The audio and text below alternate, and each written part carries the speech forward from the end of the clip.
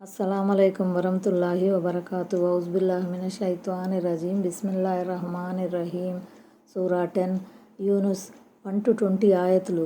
యూనుస్ అనగా దైవ ప్రవక్త యూనుస్. పరిచయం. యూనుస్ అలైహిస్సలాం ప్రాచీన కాలంలో పుట్టిన ప్రవక్త. ఆయన ఇరాక్కు ఉత్తరాన ఉన్న నైనవఫ్ పట్టణానికి పంపించబడ్డారు. ఈ సూర మక్కా కాలంలో అవతరించింది. దివ్య ఖురాన్ అల్లాహ్ తరపున అవతరించిన గ్రంథమని, ప్రవక్త ముహమ్మద్ సల్లల్లాహు దేవుడు ఈ గ్రంథాన్ని అవతరింపజేశాడని ఈ సూర ముఖ్యంగా నొక్కి చెప్పింది. ఒకవేళ దివ్య ఖురాన్ను ముహమ్మద్ ప్రవక్త సల్లల్లాహు స్వయంగా రచించి అల్లాహ్ పంపిన దివ్య గ్రంథమని చెబుతున్నట్లయితే ఇలాంటి ఒక్క సూరానైనా ఎవరూ ఎందుకు రాయలేకపోతున్నారని ప్రశ్నించింది. దేవుని ఏకత్వం, తౌహీద్ ప్రాముఖ్యాన్ని గుర్తించాలని ఈ సూరా ప్రజలకు గట్టిగా చెప్పింది. విశ్వప్రభువు గురించి మరింతగా తెలుసుకోవాలని, ఆయన్ను మాత్రమే ఆరాధించాలని, ఆయన చట్టాలకు కట్టుబడాలని, కష్టాల్లో ఉన్నప్పుడు తమకు నష్టం కానీ లాభం కానీ కలుగజేసే శక్తి లేని ఇతరులను, దేవీ దేవతలను, స్వాములను, వలీలు, పీరులు, బాబాలు, చెట్లు పుట్టలు, రాళ్ళు వగైరాలను వేడుకునే బదులు కేవలం అల్లాహ్కే మొరపెట్టుకోవాలని ఈ సూర ఉద్బోధించింది. మరో విధంగా చెప్పాలంటే అల్లాహ్కు భాగస్వాములుగా ఇతరులను చేర్చరాదు, అల్లాహ్ను మాత్రమే వేడుకోవాలి. ఈ సందర్భంగా అల్లాహ్కు కుమారుడు ఎవరూ లేరని గట్టిగా చెప్పడం జరిగింది. దేనిని ఆయనకు సంబంధించినదిగా చేర్చడానికి వీలు లేదు. చివర్లో యూనుస్ ప్రవక్త అలైహిస్సలాం గురించిన క్లుప్తమైన ప్రస్తావన ఉంది. ఆయన జాతి ప్రజలు ఆయన్ను తిరస్కరించారు, అల్లాహ్కు భాగస్వాములుగా ఇతరులను నిలబెట్టేవారు, వినాశానికి చేరువయ్యారు. కానీ వినాశం సూచనలు కనబడగానే ఆలస్యం చేయకుండా వాళ్ళు పశ్చాత్తాపం ప్రకటించారు. అల్లాహ్ వారి పశ్చాత్తాపాన్ని స్వీకరించాడు. వారిపై విధించిన శిక్షను ఉపసంహరించాడు. దివ్య ఖురాన్ను సందేహిస్తున్న అవిశ్వాసుల వైఖరిని, ముహమ్మద్ ప్రవక్త సల్లల్లాహు మాంత్రికుడిగా భావించే అవిశ్వాసుల ధోరణిని ఈ సూరాలో ప్రశ్నించడం జరిగింది. అవిశ్వాసుల లక్షణాలను ఈ సూరా వివరించింది. వారు సర్వవ్యాపితమైన అల్లాహ్ చిహ్నాలను లక్ష్యపెట్టరు.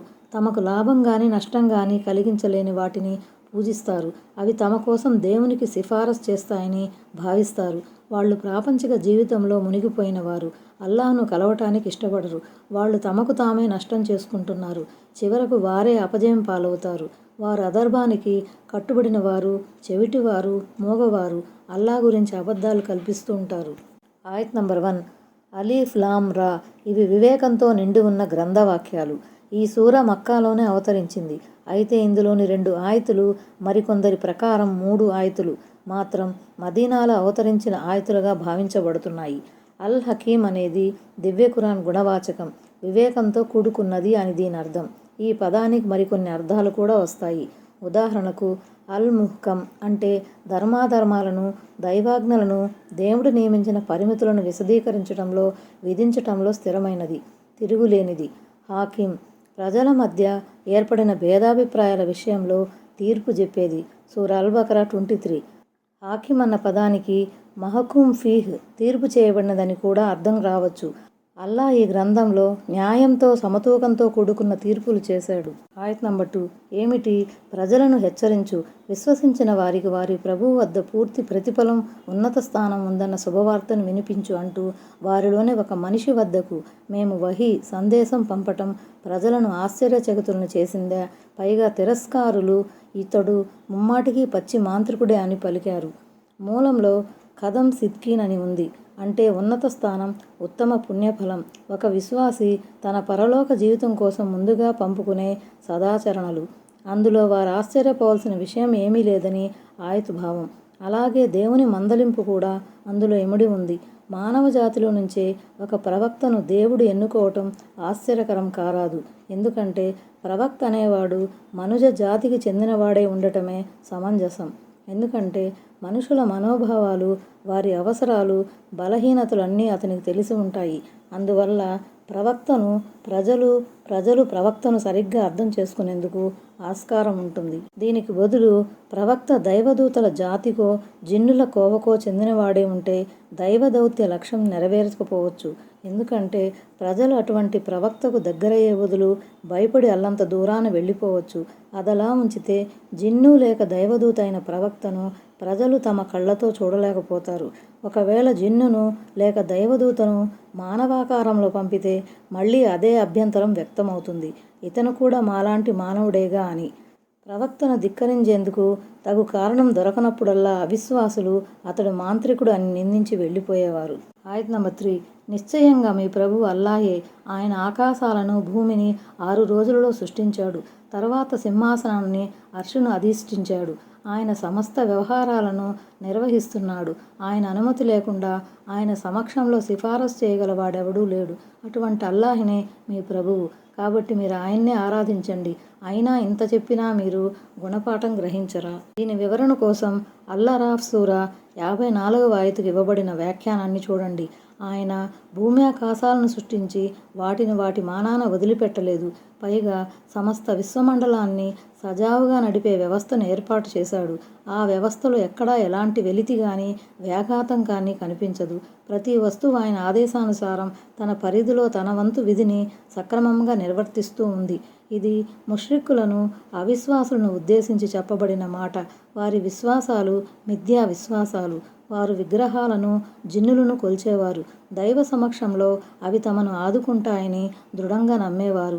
సిఫారసు స్వీకరించబడటం సంగతి అటుంచి కనీసం అల్లాహ్ అనుమతి లేకుండా సిఫారసు కూడా ఎవరూ చేయలేరని స్పష్టం చేయబడింది. ఆ అనుమతి కూడా అల్లాహ్ తాను కోరిన వారికే కొన్ని షరతులపై ఇస్తాడు. 1. సిఫారసు వినటానికి అల్లాహ్ కోరిన వారి విషయంలో తప్ప వేరెవరి గురించి నాకు సిఫారసు చేయలేరు. అంబియా 28. 2. అల్లాహ్ ఎవరి విషయంలో ఏదైనా విన్నపం వినదలుస్తాడో, ఎవడు ఆయనకు ఇష్టమైన వాడో వాని విషయంలో అనుమతిస్తే తప్ప వారి సిఫారసు ఏమాత్రం ఉపయోగపడదు. సూరా అన్-నజ్మ్ 26. అంటే సృష్టికర్త, పాలకుడు, పోషకుడు, నిర్వహణకర్త, సర్వాధికారి అయిన అల్లాహ్ మాత్రమే మీ ఆరాధనలకు ఉపాసనలకు అర్హుడు. ఆయత్ నంబర్ 4. మీరంతా ఆయన వద్దకే మరలిపోవలసి ఉంది. అల్లాహ్ వాగ్దానం సత్యమైనది. నిస్సందేహంగా ఆయనే తొలిసారి పుట్టిస్తాడు.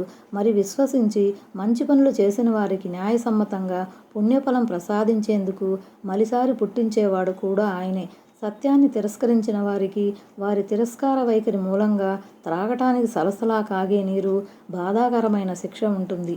ఈ ఆయతులో ప్రళయదిన సంభవం గురించి, దైవ సన్నిధిలో మానవులందరి సమావేశం గురించి, శిక్షా బహుమానాల గురించి చెప్పడం జరిగింది. ఈ అంశం దివ్య ఖురాన్లో పదే పదే పునరావృతం అవుతూ ఉంటుంది.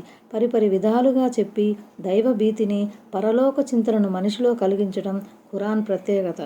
ఆయత్ నంబర్ 5. సూర్యుడిని ప్రకాశమానంగాను చంద్రుణ్ణి కాంతిమంతంగాను చేసినవాడు ఆయనే. మీరు సంవత్సరాల సంఖ్యను, లెక్కలను తెలుసుకోవడానికి చంద్రుని దశలను కూడా ఆయన నిర్ధారించాడు. అల్లాహ్ వీటిని సత్యబద్ధంగా తప్ప నిరర్ధకంగా పుట్టించలేదు. తెలుసుకోగల వారి కోసం ఆయన ఈ సూచనలను విడమర్చి చెబుతున్నాడు.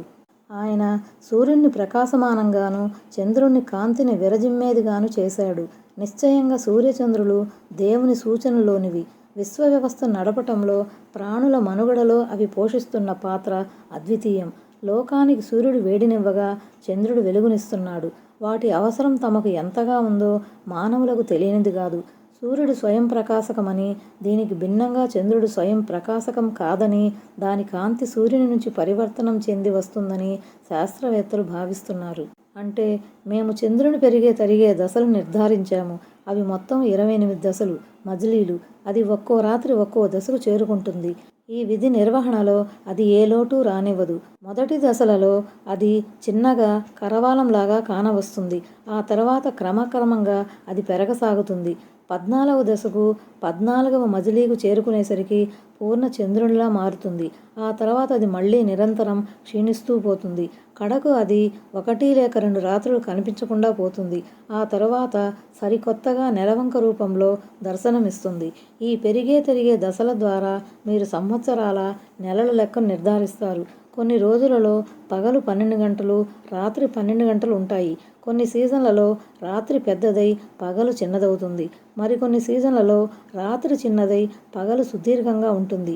ఈ పెరగటం తరగటంలో కూడా అనేక ప్రాపంచిక పారలౌకిక ప్రయోజనాలు ఇమిడి ఉన్నాయి.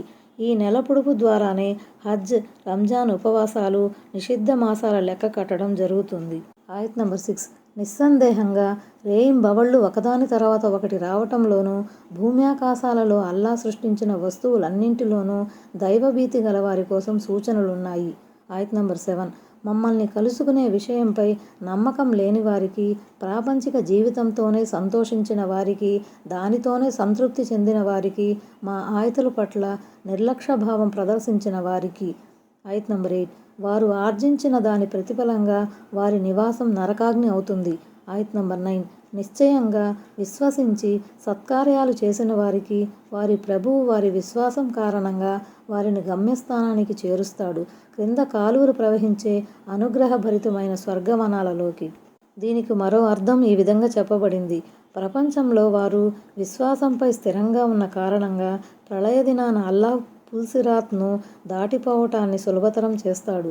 మరికొంతమంది ఇలా అభిప్రాయపడ్డారు: ప్రళయ దినాన అల్లాహ్ ఈ భాగ్యవంతులకు ఒక కాంతిని ప్రసాదిస్తాడు, వారు ఆ కాంతిలో అలవోకగా తమ గమ్యస్థానాన్ని చేరుకుంటారు.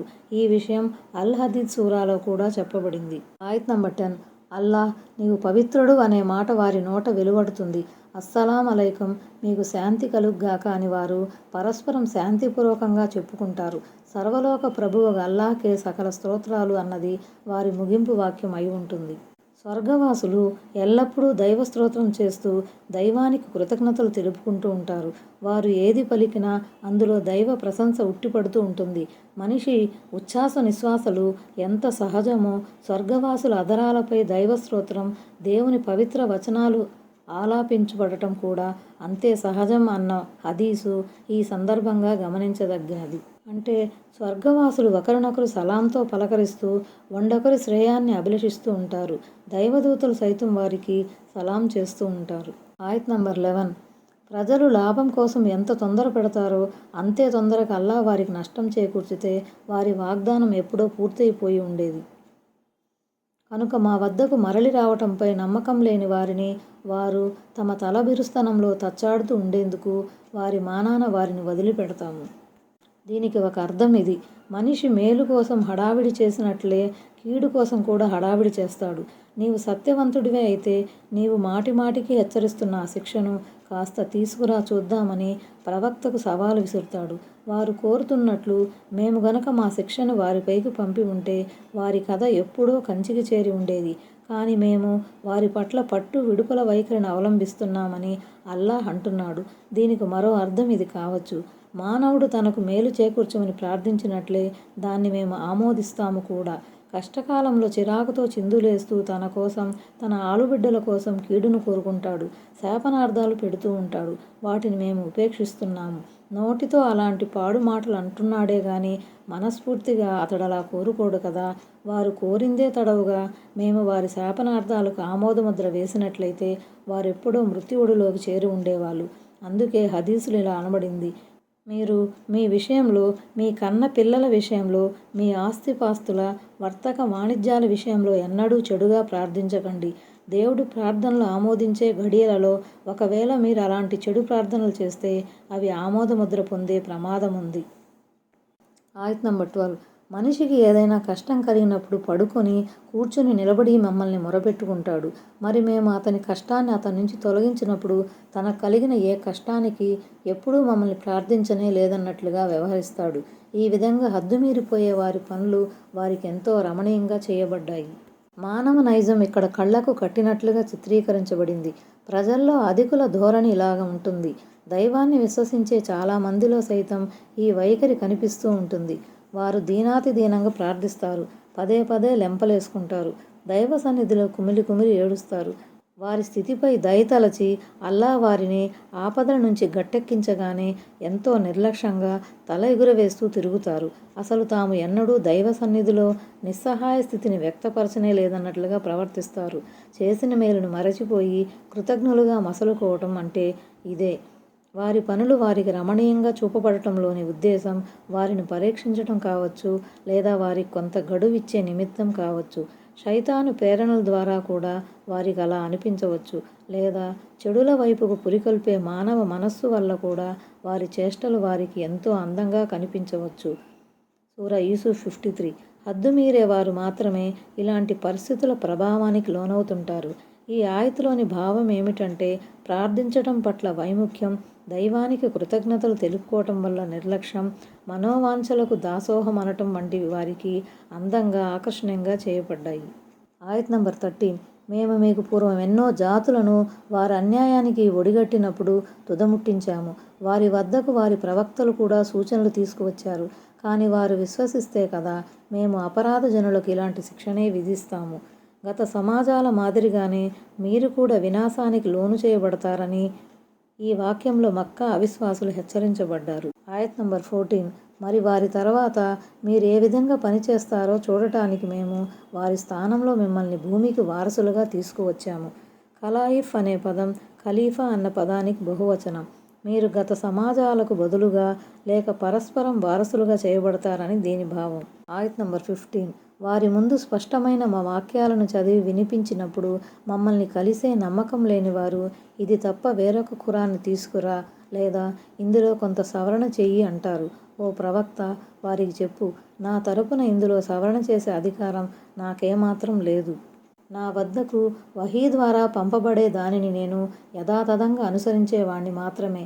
ఒకవేళ నేను గనక నా ప్రభువు పట్ల అవిధేయతకు పాల్పడినట్లయితే ఒక మహాదినమున విధించబడే శిక్షకు భయపడుతున్నాను.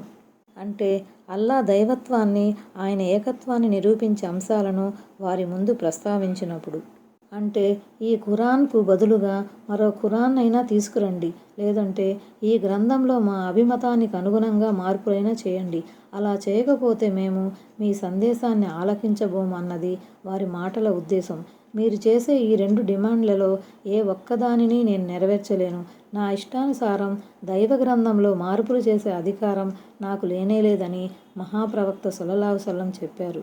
విశ్వప్రభు అయిన అల్లాహ్ తరపున నాకు అందజేయబడే వాణిని ఖచ్చితంగా అనుసరించటమే నా కర్తవ్యం. అందులో గనక నేను ఏమైనా హెచ్చుతగ్గులు చేస్తే తీర్పు దినాన దేవుని పట్టు నుండి నన్ను నేను కాపాడుకోలేనని దైవ ప్రవక్త సల్లల్లాహు అలైహి వసల్లం చేత చెప్పించబడుతుంది. ఆయత్ నంబర్ 16. అల్లా కోరితే దీన్ని నేను మీకు చదివి వినిపించడం కానీ, అల్లా దాని గురించి మీకు తెలియజేయటం కానీ జరిగి ఉండేదే కాదు. ఎందుకంటే ఇంతకుముందు నేను నా జీవిత కాలంలో ఓ పెద్ద భాగం మీ మధ్యనే గడిపాను. అసలు మీరు బుద్ధిని ఉపయోగించరా అని అడుగు. ఇదంతా దేవుని తరపున ప్రణాళికాబద్ధంగా జరుగుతుంది. చదివి వినిపించాలన్నది ఆయన తలంపు గనకనే నేను మీకు ఆ ఆజ్ఞలను చదివి వినిపించాను. దైవాభిమతం మరో విధంగా ఉంటే అసలు ఇదంతా జరిగేదే కాదు. మూలంలోని అద్రాకుం బిహి అనే పదాన్ని కొందరు ఆలమకుం బిహి అలా లిసాని అని తర్జుమా చేశారు. అంటే అల్లా నా నోటి ద్వారా మీకు ఈ ఖురాన్ గురించి ఏమీ తెలిపి ఉండేవాడు కాదు అని భావం. దైవ ప్రవక్తగా నియుక్తం గాక మునుపు నేను 40 సంవత్సరం పాటు మీ మధ్య ఉన్నాను. నేనెవరో మీకు బాగా తెలుసు. నేనెప్పుడైనా ఏ గురువు దగ్గరైనా పాఠాలు నేర్చుకున్నానా? నా సత్యసంధతపై, నా నిజాయితీపై మీరు స్వయంగా సాక్ష్యం ఇచ్చారు. అలాంటి నేను అల్లాకు అబద్ధాలను ఆపాదించడం సంభవమా? దీని భావం ఏమిటంటే దివ్య ఖురాన్ శాంతం దేవుని తరపున వచ్చినది. అది నా విరచితం కానే కాదు. అందులో సవరణలు చేసే అధికారం నాకు లేదు. ఆయత్ నంబర్ 17. కనుక అల్లాహకు అబద్ధాలను అంటగట్టే లేక ఆయన వాక్యాలను అబద్ధాలుగా ఖరారు చేసే వాడికన్నా పరమ దుర్మార్గుడు ఎవడుంటాడు? ఇలాంటి అపరాధులు ఎట్టి పరిస్థితుల్లోనూ సాఫల్యం పొందరు. ఆయత్ నంబర్ 18. వారు అల్లాహ్ను వదిలి తమకు నష్టాన్ని కానీ లాభాన్ని కానీ చేకూర్చలేని వాటిని పూజిస్తున్నారు. ఇంకా అల్లాహ్ సమక్షంలో ఇవి మాకు సిఫారసు చేస్తాయి అని చెబుతున్నారు. ఏమిటి? ఆకాశాలలో కానీ భూమిలో కానీ అల్లాహకు తెలియని దాని గురించి మీరు ఆయనకు తెలియజేస్తున్నారా? వారు కల్పించే భాగస్వామ్యాల నుంచి ఆయన పవిత్రుడు, ఉన్నతుడని ఓ ప్రవక్త వారికి చెప్పు. ముష్రిక్కులు అల్లా దాస్య పరిమితులను ఉల్లంఘించేవారు, అంతేగాని అల్లా దాస్యాన్ని పూర్తిగా త్యజించేవారు కారు. అంటే అల్లాహ్ను ఆరాధించడంతో పాటు దైవేతరులను కూడా పూజించేవారు. ఆరాధ్య దైవం అయినవాడు తన విధేయులకు బహుమానం ప్రసాదించాలి, తన మాటను వినని వారిని శిక్షించాలి. ఆ మాత్రం చేతకాని దేవుడు కాజాలడు. కానీ వీరు పూజించే వాటికి ఆ శక్తి లేదు. అంటే వారి సిఫారసు వల్ల దేవుడు మా అక్కరలన్నీ తీరుస్తాడు, మా దురవస్థను చక్కదిద్దుతాడు, మా విరోధుల మంచి స్థితిని చెడగొట్టేస్తాడని వారు నమ్మేవారు. దీన్ని బట్టి తెలిసేదేమిటంటే తాము కొలిచే చిల్లర దేవుళ్ళు స్వయంగా తమ అవసరాలను తీరుస్తారన్న నమ్మకం ముష్రికులకు ఉండేది కాదు. కాకపోతే వారు సర్వాధిపతి అయిన దేవుని వద్ద సాధనం వసీలాగా ఉపయోగపడతారని నమ్మేవారన్నమాట. అంటే నీకు సహవర్తులు కూడా ఉన్నారు, నీ సమక్షంలో సిఫారసు చేసేవారు కూడా ఉన్నారయ్యా అన్న సంగతిని వారు అల్లాహ్కు తెలియపరచాలనుకుంటున్నారా? ఆ సంగతి దైవానికి తెలియదని వీరు అనుకుంటున్నారా? బహుదైవారాధకుల ఈ మాటలు నిరాధారమైనవని, వారు కల్పించే ఈ అసత్యాలతో అల్లాహ్కు ఎట్టి సంబంధం లేదని ఆయన పవిత్రుడు, అధికుడని ఇందులో స్పష్టం చేయటం జరిగింది. ఆయత్ నంబర్ 19. మొదట్లో జనులంతా ఒకే సంఘంగా ఉండేవారు, తరువాత వారు విభేదించుకున్నారు. నీ ప్రభువు తరపు నుంచి ముందుగానే ఒక విషయం ఖరారు కాకుండా ఉన్నట్లయితే వారు విభేదించుకునే విషయం ఎప్పుడో తేల్చివేయబడేది. అంటే ఈ షిర్క్, బహుదైవారాధన ప్రజలు తమకు తాముగా కల్పించుకున్నదే తప్ప ముందు నుంచి ఉన్నది కాదు. ప్రారంభంలో మనుషులంతా ఒకే ధర్మాన్ని అవలంబించేవారు, ఒకే సంఘంగా ఉండేవారు. అదే ఇస్లాం. అది తౌహీద్, ఏక దైవారాధనపై ఆధారపడి ఉండేది. దైవ ప్రవక్త హజ్రత్ నూహ్ అలైహిస్సలాం కాలం వరకు జనులు ఈ తౌహీద్ పైనే ఉన్నారు. ఆ తరువాత వారిలో చీలిక వచ్చింది. కొంతమంది అల్లాహ్తో పాటు మరికొందరిని కూడా దైవత్వంలో భాగస్వాములుగా చేసుకున్నారు. అంటే దేవుడు తన సృష్టితాలకు నిర్ణీత గడువు నిర్ధారించకుండా ఉంటే సత్యాసత్యాలను వారికి క్షుణ్ణంగా తెలియజెప్పే వరకు వారిపై ఎలాంటి చర్య గైకొనరాదన్న మాట ముందుగానే ఖరారు చేయకుండా ఉన్నట్లయితే వారి సంగతిని ఏనాడో తేల్చేసి ఉండేవాడు. విశ్వాసులను సుఖ సౌఖ్యాలకు, అవిశ్వాసులను వెదలకు లోను చేసి ఉండేవాడు. ఆయత్ నంబర్ 20. అతని ప్రభువు తరపున అతనిపై ఏదైనా సూచన ఎందుకు అవతరించదని వారంటున్నారు. రహస్య జ్ఞానం అల్లాహ్ వద్ద మాత్రమే ఉంది. కాబట్టి మీరు నిరీక్షించండి, మీతో పాటు నేను నిరీక్షిస్తున్నాను అని ఓ ప్రవక్త వారికి చెప్పు. సూచన, ఆయత్ అంటే ఏదైనా గొప్ప మహిమ లేక చమత్కారం అని భావం. ఉదాహరణకు సమూద్ జాతి కొరకు ఒంటి పుట్టుకు వచ్చింది. అలాగే వీళ్ళ ఖురైషుల కోసం సఫా పర్వతాన్ని బంగారం పర్వతంగా చేయాలనో, లేక మక్కాలోని పర్వతాలన్నింటినీ రూపుమాపి వాటి స్థానంలో నదీ నదాలను ప్రవహింపజేయాలనో వీళ్ళు కోరుకుంటున్నారా? అల్లాహ్ గనక తలుచుకుంటే ఈ అద్భుతాలు చేసి చూపగలడు. కానీ ఆ తరువాత కూడా వారు గనక విశ్వసించకపోతే దైవ శాసనం అమల్లోకి వస్తుంది. దేవుడు తన సంప్రదాయానుసారం వారిని తుదముట్టించవలసి వస్తుంది. అందుకే ఏ జాతి అయినా కోరగానే దాని కోరికను ఆయన తీర్చడు. మహిమలు ఎవరి పాలిట శ్రేయస్కరంగా పరిణమిస్తాయో, మరెవరి పాలిట హానికరం అవుతాయో ఆయనకు బాగా తెలుసు. అలాగే ఒక జాతి వారికి వారు కోరిన మహిమలు వారికి చూపబడకపోతే వారికి ఎంత గడువు ఇవ్వాలో కూడా ఆయనకే తెలుసు. అందుకే మీరు నిరీక్షించండి, మీతో పాటు నేను కూడా నిరీక్షిస్తాను అని చెప్పడం జరిగింది. అస్సలాము అలైకుం వరహ్మతుల్లాహి వబరకాతుహు.